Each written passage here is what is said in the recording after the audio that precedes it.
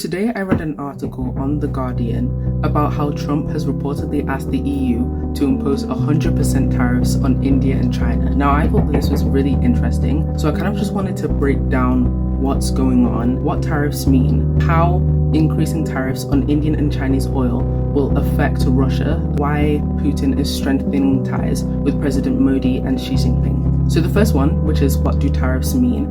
Tariffs are basically a tax that countries can put on stuff that they buy from other countries.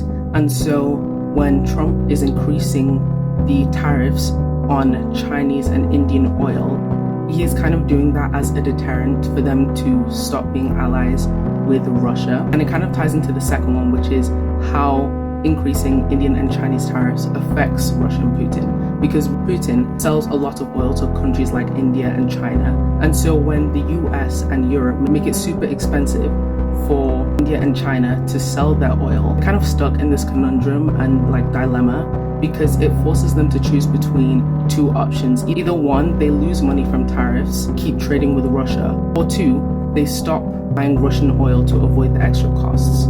If India and China stop buying Russian oil, then Russia loses a big amount of its income. Now this comes at a detriment to Russia, because then Putin loses a lot of his income, which could hurt his ability to keep funding the war between Ukraine and Russia. Now the third one, why is Putin even strengthening ties with President Modi and Xi Jinping in the first place? Putin is trying to make allies or friends with powerful leaders such as President Modi and Xi Jinping. And this is mainly for three reasons. One, they are big buyers of Russian oil and gas. And number two, they haven't joined Western countries in punishing Russia for the war in Ukraine.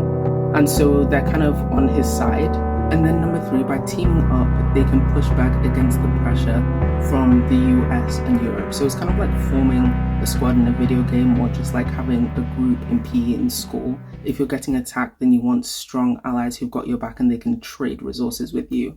So let me know if you like this type of content, or if you like hearing about different things to do with geopolitics and current affairs, because I love to talk about it more and try and explain it in a way that young people and teenagers can understand. Thank you so much for watching. I'm Amarachi. Keep chatting. Bye.